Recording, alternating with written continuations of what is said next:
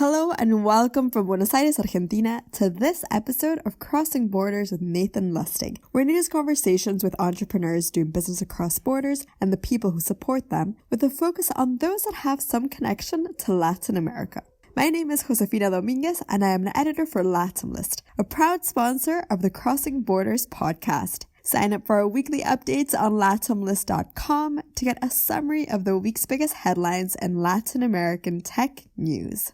Nate's guest today is Brynne McNulty Rojas, co-founder and CEO of Habi, a startup based in Bogotá that aims to simplify the process of buying and selling real estate properties in Colombia. They talk about how Brynne ended up in Colombia, having been born and raised in New Jersey, and they also discuss Colombia's broken real estate market, where the average time to sell a house is 14 months, and how Habi is tackling those pain points. We hope you enjoy this conversation with Brynne McNulty Rojas.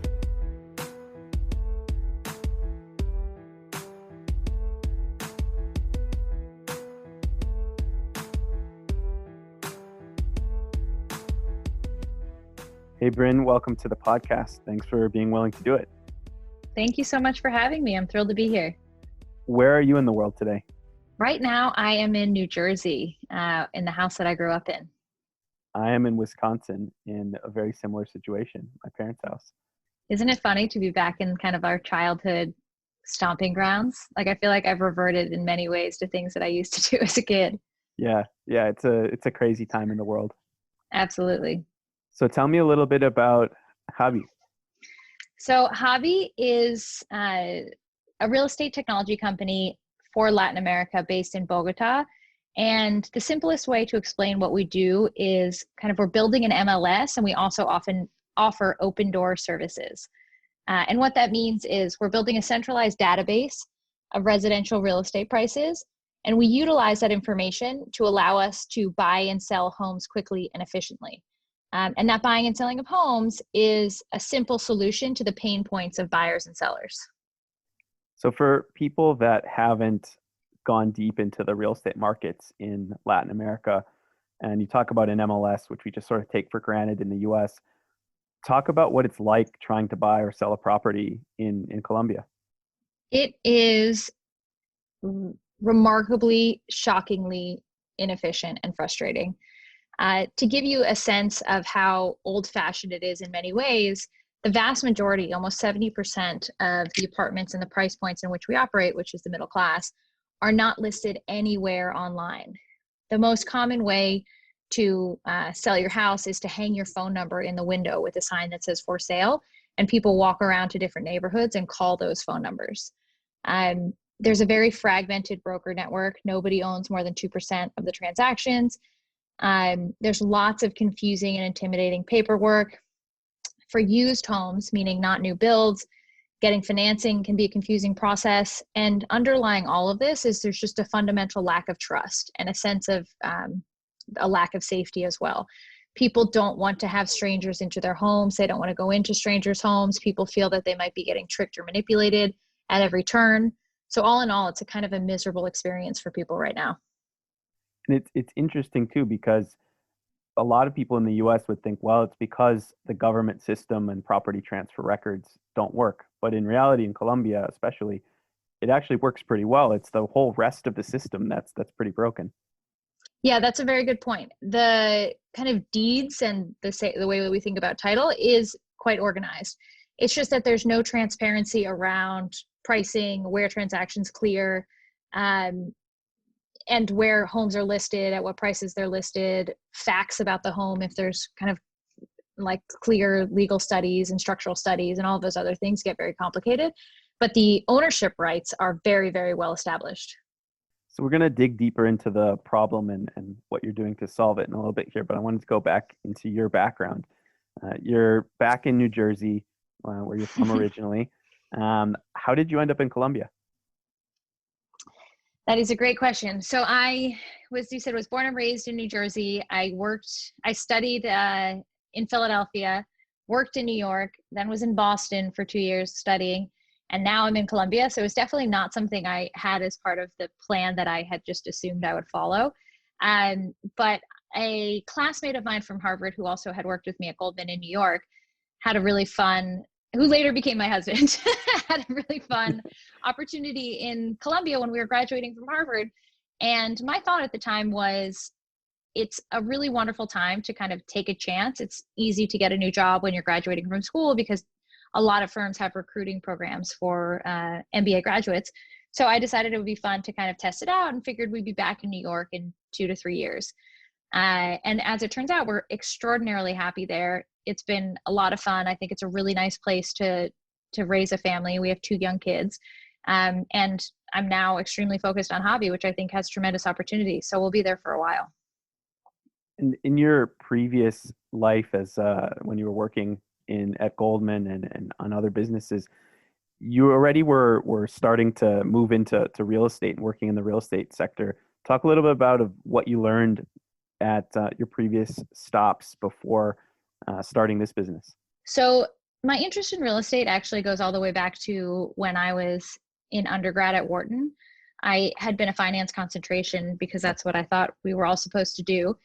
And one of the classes I was taking for that concentration during my junior year was about international housing finance systems, or about how mortgages around the world work, and about how, as you said, property ownership rights around the world work. And we did some cases that hinged on the establishment or improvement of the way property ownership rights worked in these very informal communities.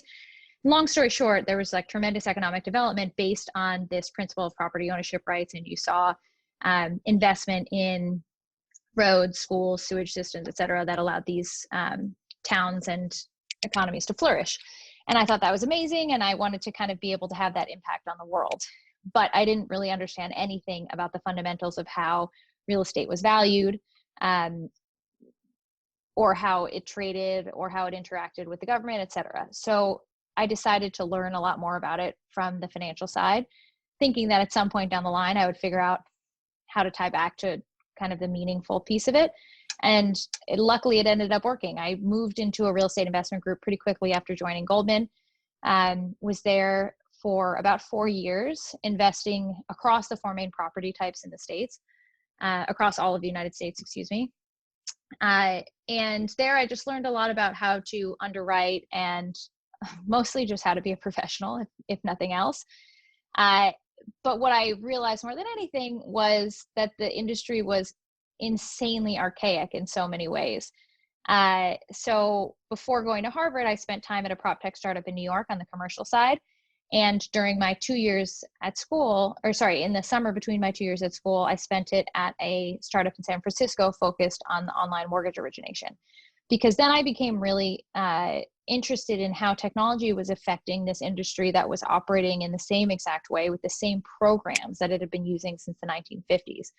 And that kind of stayed with me when I moved to Colombia. And even though I was first in consulting at McKinsey, I was keenly aware of the wild inefficiencies that existed in Colombia that didn't exist in the US. And the success and kind of rapid adoption of the proptech startups that were cropping up in the States, and how they could really solve some of the issues that were happening in Colombia in a way that was much more extreme than what was happening in developed markets like here. How did you think about making the jump to starting something on your own rather than continuing to maybe work around solving the problems in top tier places like a McKinsey or a Goldman? It's a really good question. And it wasn't something that was necessarily a long-term goal of mine to start a company and have that be the way that I was able to affect change. What really happened was the amount of opportunity was pretty staggering, just because of, as we discussed earlier, the fundamental issues in the market and the luck that I had finding Sebastian, who is my co-founder, and realizing what complementary skill sets and personalities we had, and the fact that Sebastian is a successful former entrepreneur, and we could balance each other out and make this happen and really bring change to all middle-class Latin Americans making these large financial decisions. And why this exact problem rather than any other problem around the real estate stack when you decided to start the business? When you say the real estate stack, you mean within residential real estate? Yeah. So all of the things that don't work well. Yeah, so why go in and start with the MLS and iBuyer rather than anything else that you could have started to work on? Yeah, and that's a particularly good question given the capital intensity of the model that we ultimately ended up pursuing. That in some ways it doesn't seem to be the most rational place to start. But the truth is, in the States, you have a lot of startups that come up and solve one piece of a process that already functions pretty well, from listing to brokerage to transactions to insurance to financing to kind of renovations, decorating, renting out, whatever it might be. As a whole, that wheel turns pretty well. It's just that things can be slightly improved. In Colombia, like, there is no wheel. Like, everything is done extremely manually, person to person. There is no multifamily asset class there. So if you were to rent an apartment, by the way, you couldn't even go to a building that's owned by an institutional owner and there's a rental company. Like, everything is done individual to individual, and everyone has to reinvent their own wheel every time they do it. So knowing that, we realized pretty quickly that we couldn't come in and just plug into one piece of the process and solve the fundamental problem of the consumer. In order to solve the problems of buyers and sellers in Bogota, I didn't even mention this before, the average time to sell your house is 14 months. For buyers, there's lots of pain points and difficulty, as we said, kind of getting true information, getting financing for a used home, trusting the seller that there's no issues with the structure, et cetera. In order to solve those really difficult pain points, we needed to own the asset and we needed to own the entire transaction process.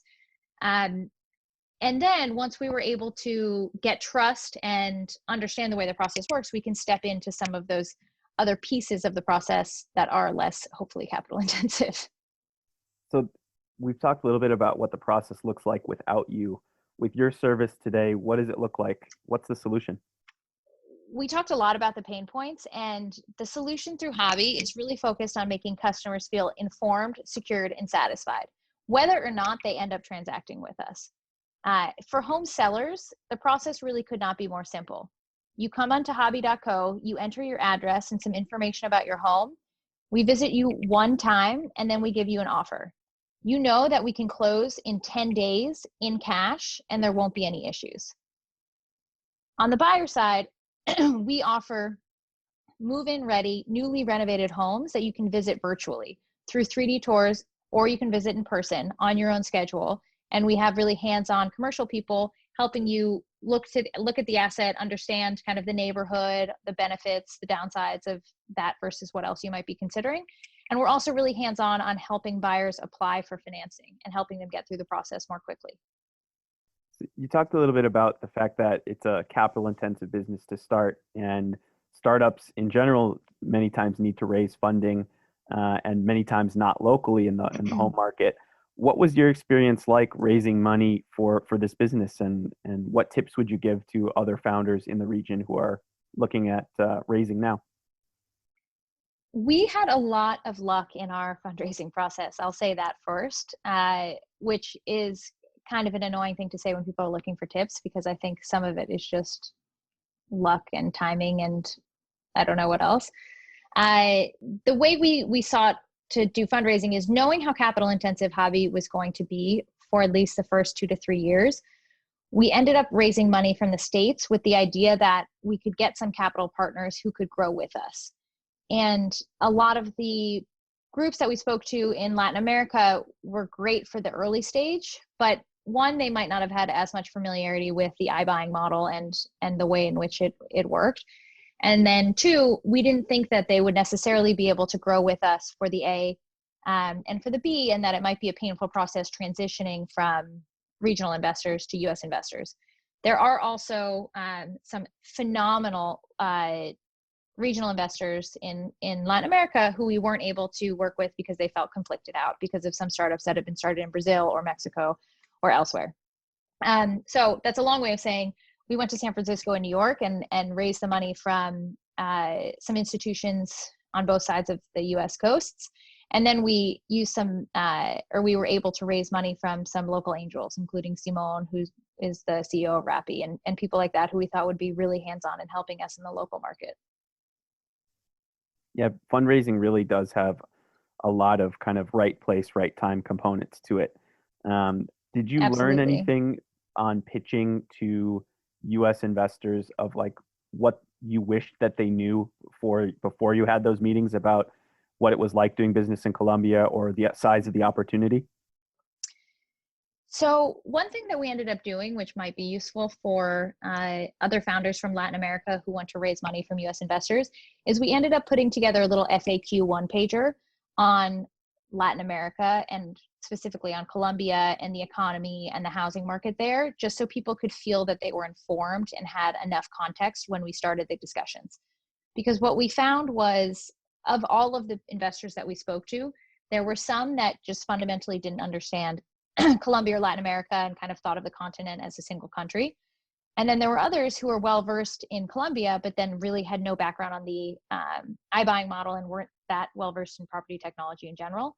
And then there were some that obviously ended up getting both and being great fits for us.